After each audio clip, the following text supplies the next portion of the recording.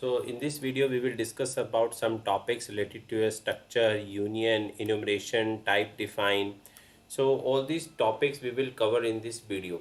So let us we start with the first topic and that is your structure. So यहाँ पे हम structure को पहले समझ लेते हैं structure होता क्या है and how it is different from the array. So हम array के बारे में पहले जान लेते हैं. What is an array? Array is a collection of similar data type elements. In context to this array, the structure is a collection of dissimilar data type elements. Now, first of all, we will discuss about array. So, how we can declare an array? We can declare an array like this one, integer a5. So, this is an array in which we have the 5 elements. यहाँ पे हमारे पास 5 elements हैं जो कहाँ से शुरू हो रहे हैं a0 से लेके a4 तक.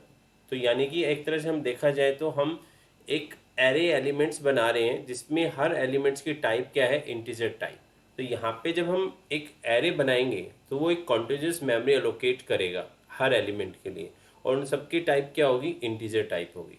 और कोई भी एलिमेंट जब वो इंटीजर टाइप का है तो it will take 2 byte space. So total it will take 5 into 2 10 byte space in the memory. So that is called an array. Now in context to the array, the concept of the structure. Now what is structure? Structure is the collection of dissimilar data type elements. जब हम बात करते हैं structure की तो structure क्या होता है dissimilar data type elements. मतलब कि structure भी एक user defined data type है जहाँ पे हम क्या कर सकते हैं collection बना के रख सकते हैं किसका different डेटा टाइप एलिमेंट्स का. और इसी स्ट्रक्चर को हम समटाइम कहते हैं that is called record are use to represent a record. For example अगर मैं यहाँ पे एग्जांपल लेना चाहूँ तो एक स्टूडेंट है तो स्टूडेंट का क्या होगा उसका नाम होगा रोल नंबर होगा उसकी ब्रांच होगी उसका फ़ोन नंबर होगा उसका एड्रेस होगा. अब जितने भी अगर इन एलिमेंट्स की बात करें तो इस स्ट्रक्चर के अंदर जो एलिमेंट जैसे नाम एक स्ट्रिंग टाइप का है यानी कि एक तरह से करेक्टर ऑफ एरे है. अगर हम बात करें उसके रोल नंबर की रोल नंबर क्या एक इंटीजर टाइप है. अगर हम उसके फ़ोन नंबर की बात करें अगेन वो एक इंटीजर टाइप है. अगर हम एक और मान लो उसका हम मार्क्स ले लेते हैं मार्क्स से फ्लोट टाइप का हो सकता है. तो ये सारे क्या है डिफरेंट डेटा टाइप एलिमेंट्स हैं और in different data type elements को जब हम कलेक्टिवली एक ग्रुप बना के रख देते हैं तो उसे हम क्या बोलते हैं स्ट्रक्चर बोलते हैं. सो यहाँ पे अब हम बात करेंगे कि सबसे पहले स्ट्रक्चर को हम डिफाइन कैसे करते हैं स्ट्रक्चर को हम डिक्लेयर कैसे करते हैं. So first of all to define a structure we must have to be use the struct keyword. हमें क्या यूज़ करना है हमेशा स्ट्रक्ट कीवर्ड को यूज़ करना है. सो स्ट्रक्ट कीवर्ड एक प्रीडिफाइंड कीवर्ड है सी लैंग्वेज के अंदर जिसको हम डायरेक्टली यूज़ कर सकते हैं. और स्ट्रक्चर को डिफाइन करने के लिए हम कैसे करते हैं first of all we need to use the keyword struct here then we will write the structure name. अगर हम एग्जाम्पल की बात करें हमारे इसके अंदर तो हमने क्या किया एक स्ट्रक्ट कीवर्ड लिया एंड देन इस स्ट्रक्ट कीवर्ड के साथ हम एक स्ट्रक्चर बना रहे हैं. स्ट्रक्चर का नाम मैं अगर मैं बात करूं यहाँ पे दे रहा हूँ स्टूडेंट. तो यहाँ पे स्टूडेंट क्या है स्ट्रक्चर का नेम है. Now we have define here the structure with the keyword struct student then we need to take here the element. So यहाँ पे हम क्या कर सकते हैं number of elements we can take like structure element 1. अब यहाँ एलिमेंट 1 क्या होगा उसका नाम हो सकता है. स्ट्रक्चर एलिमेंट 2 सेकेंड एलिमेंट क्या होगा उसका रोल नंबर हो सकता है. स्ट्रक्चर एलिमेंट 3 यहाँ पे वो क्या हो सकता है उसके मार्क्स हो सकते हैं. तो इस हिसाब से हम क्या कर सकते हैं एक स्ट्रक्चर को डिफाइन कर सकते हैं. जैसे कि हम एक कोई स्ट्रक्चर को डिफाइन करते हैं तो मतलब कि हम क्या कर रहे हैं एक नया डेटा टाइप क्रिएट कर रहे हैं. We are creating the new data type. So ये कि एक जनरल सिंटेक्स है जिसकी हेल्प से हम क्या क्रिएट कर सकते हैं एक स्ट्रक्चर को हम क्रिएट कर सकते हैं. नाउ हम एक एग्जांपल देख लेते हैं. In this example you can see that we have taken here the struct keyword. एक हमने स्ट्रक्ट कीवर्ड लिया then we have taken the structure name book और ये सारे तीनों क्या है structure element. So this is structure element 1 this is structure element 2 this is structure element 3. तो पहला स्ट्रक्चर एलिमेंट क्या है हमारे पास नेम. यहाँ पे करेक्टर टाइप का हमने क्या लिया एक डेटा एलिमेंट लिया है. अब जो नेम जो वैल्यू लेगा वो सिर्फ एक सिंगल करेक्टर वैल्यू लेगा. यहाँ पे फ्लोट क्या लिया प्राइस. तो प्राइस क्या है 4 बाइट मेमोरी स्पेस लेगा जबकि जो नेम था वो क्या लेगा 1 बाइट मेमोरी स्पेस लेगा. तीसरा हमने जो स्ट्रक्चर एलिमेंट लिया है वो क्या है हमारे पास पेजेस जिसकी डेटा टाइप की है हमारे पास इंटीजर. तो ये मेमोरी में कितना स्पेस लेगा 2 बाइट मेमोरी स्पेस लेगा. तो इस तरह से हमने क्या किया स्ट्रक्चर को क्रिएट किया है। यहाँ पे एक मोस्ट इंपॉर्टेंट बात जो ध्यान रखने की है, कभी भी हम जब स्ट्रक्चर को डिक्लेयर करते हैं तो हमें क्या करना है, ये जो ब्रेसेस है कर्ली ब्रेसेस, इस कर्ली ब्रेसेस को क्लोज होने के बाद यहाँ पे टर्मिनेटर जरूर लगाना है, तभी वो स्ट्रक्चर डिक्लेयर होगा, अदरवाइज स्ट्रक्चर वो डिक्लेयर नहीं होगा। अब हम बात कर रहे थे कि स्ट्रक्चर कैसे डिफरेंट है एरे से। तो एरे क्या था, collection of similar data type elements. यहाँ पे स्ट्रक्चर जो है collection of dissimilar data type elements. यहाँ पे डिसिमिलर डेटा टाइप एलिमेंट्स कौन कौन से, जैसे नेम, प्राइस और पेजेस, तीनों की टाइप क्या है, डिफरेंट है। तो हमने एक बुक नाम का एक स्ट्रक्चर को हमने क्रिएट किया जो क्या कंटेन कर रहा है, it is containing the 3 elements first, second and third of different different data types. So ये हमने एक स्ट्रक्चर बना दिया बुक। एक तरह से हम इसको क्या बोलते हैं, the above statement define the new data type. हमने एक तरह से क्या किया, नया डेटा टाइप क्रिएट किया है और डेटा टाइप का नाम क्या है, स्ट्रक्ट बुक। अब यहाँ पे सिर्फ बुक एक हमारी डेटा टाइप नहीं है, डेटा टाइप कौन सी है, स्ट्रक्ट बुक। अब जैसे कि फॉर एग्जांपल अगर मैं किसी भी वेरिएबल को डिक्लेयर करना चाहता हूँ सी लैंग्वेज के अंदर, so how can I declare it. सबसे पहले मेरे को डेटा टाइप क्रिएट करनी होती है। So first of all I am writing है the data type like int, then space, then I can give the variable name. Suppose I am taking the variable name is x, and then I can make it constant. If I am going to equal then 10, so it become the constant.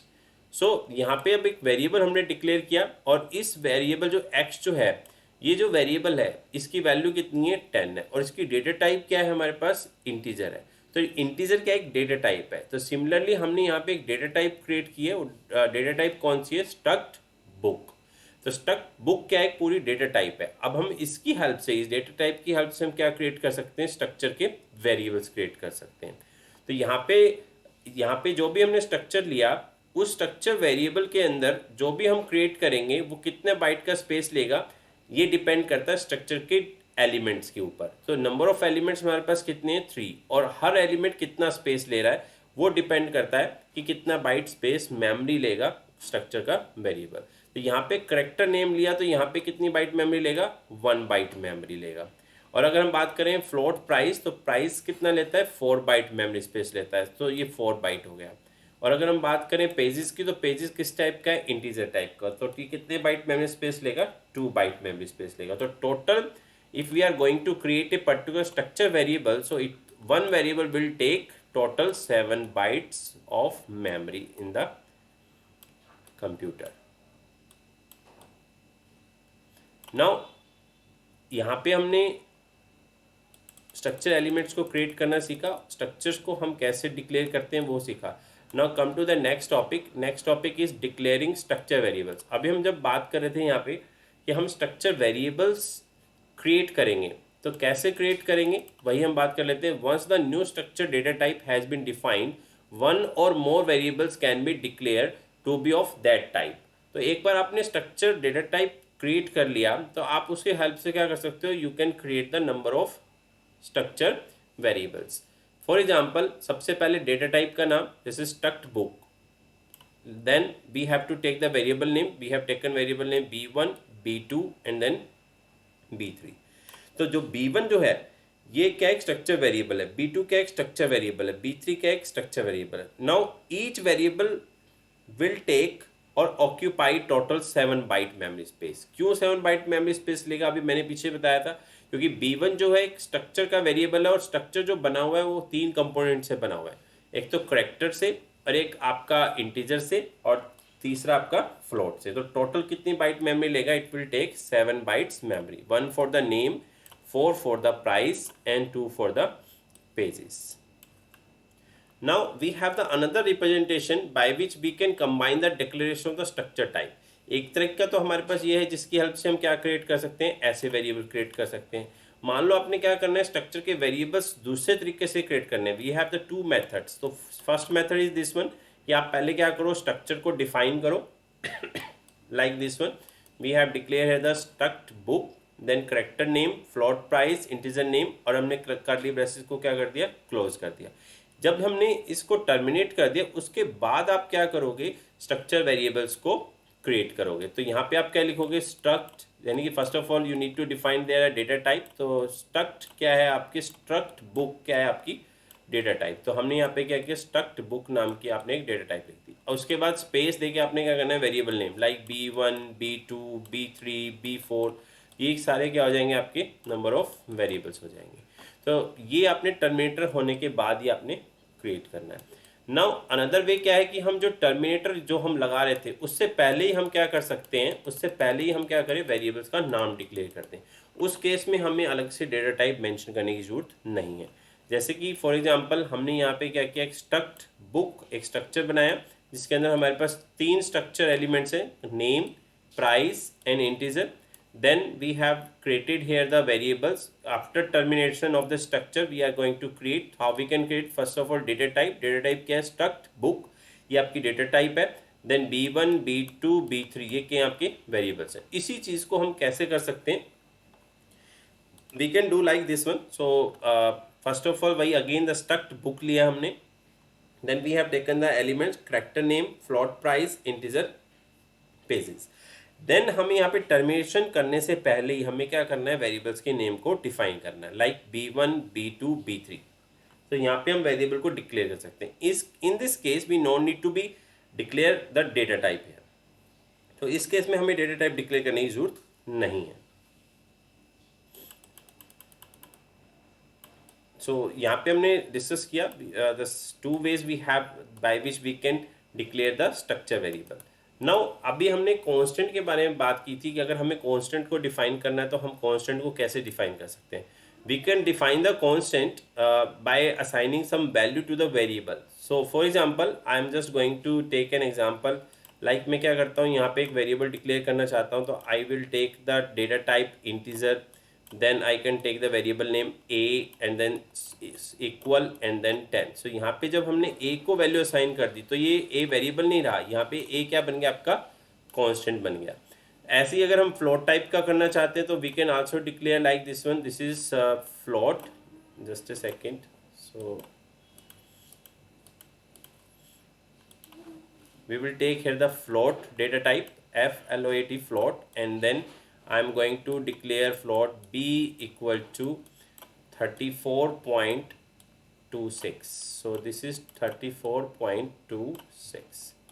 so यहाँ पे हमने 2 constant create किए, एक integer type का constant create किया है जिसकी value क्या है, a की वैल्यू कितना है 10 और b क्या है 34.26। Similarly we can also create the constant values for the structure variable.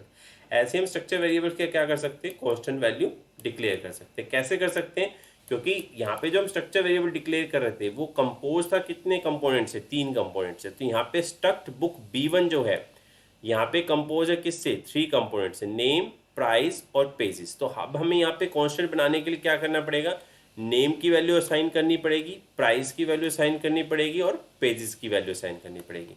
अभी हमने जो स्ट्रक्चर लिया है उससे पहले वाले स्ट्रक्चर में हमने सिर्फ एक करेक्टर नेम लिया था तो वहाँ पे 1 बाइट स्पेस ले रहा था। यहाँ पे कितने बाइट ऑफ मेमोरी स्पेस लेगा, इट विल टेक टोटल 10 + 4 + 2। वो कैसे लेगा, क्योंकि हमने यहाँ पे अब क्या किया, करेक्टर एरे बना दिया। जब हम करेक्टर एरे की बात करते हैं तो यहाँ पे जो नेम जो होगा, करेक्टर एरे जो है, नेम जो है वो कहाँ से शुरू होगा, नेम 0 से लेके नेम 9 तक। तो it will take total 10 character byte memory space in the memory। now float will take 4 byte memory space and integer will take 2 byte memory space। तो यहाँ पे कितना हो गया total, 10 byte plus 4 byte for the price and 2 byte for the pages। तो total हो गया 10 + 4 + 2, it will take total 16 byte of memory space।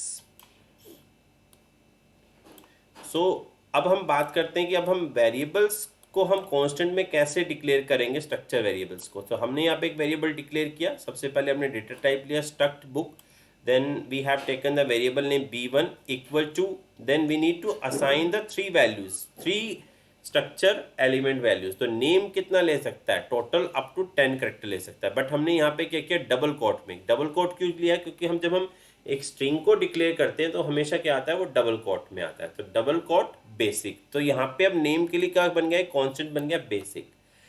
Price, हमने बुक का प्राइस दे दिया 130.00। Pages, number of pages integer type है तो हमने क्या दे दिया 550, और देन हमने क्या कर दिया टर्मिनेटर। तो यहाँ पे B1 जो बन गया एक स्ट्रक्चर कांस्टेंट बन गया जिसके लिए एलिमेंट्स की वैल्यू क्या हो गई, फिक्स हो गई, basic, 130.00 and 550. Similarly, we can also declare the another variable. तो हमने यहाँ पे क्या कर रहे हैं, we are also declaring the another variable and this variable is B2. तो ये जो B2 है, similarly we are going to assign with the different value physics 150.80 and then 800. So ये हमने अब तक सीखा कि क्या है हमारे पास structure, what is structure and how it is different from the array, कैसे वो एरे से डिफरेंट है। फिर हमने देखा कि how we can declare the structure, हम स्ट्रक्चर को कैसे डिफाइन कर सकते हैं, कैसे डिक्लेयर कर सकते हैं। Then we have seen how we can create the structure variables, हम स्ट्रक्चर वेरिएबल्स को कैसे क्रिएट कर सकते हैं। Then we have covered this topic, that means how we can make the constant, that means we can directly assign the value to the structure variables. Now come to the next topic, that is your accessing structure elements. अब हमने structure variables तो declare कर दिए, मान लो अब हम क्या चाहते हैं, यहाँ पे हमने तो कांस्टेंट दे दिया, तो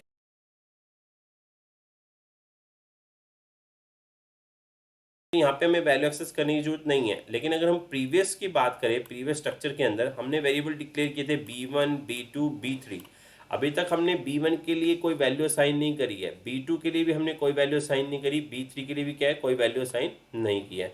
मतलब मेमोरी स्पेस तो अलोकेट हो गया B1, B2, B3 को।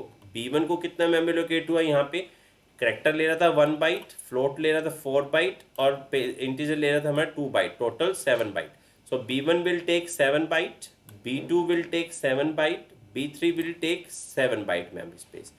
But no value we have assigned, तो अब तक हमने कोई वैल्यू असाइन नहीं करी है B1, B2, B3 के एलिमेंट्स के लिए।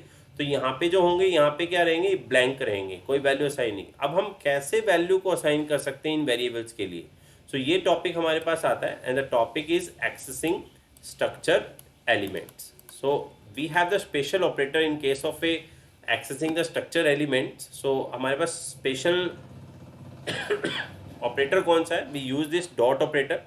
इस डॉट ऑपरेटर की हेल्प से हम क्या कर सकते हैं, स्ट्रक्चर के एलिमेंट्स को एक्सेस कर सकते हैं। फॉर एग्जांपल, जैसे कि मैं क्या करता हूँ, B1 dot pages, B1 dot price. तो B1 क्या है, यहाँ पे आपका एक स्ट्रक्चर वेरिएबल है और पेजेस और प्राइस क्या है, स्ट्रक्चर के एलिमेंट्स हैं।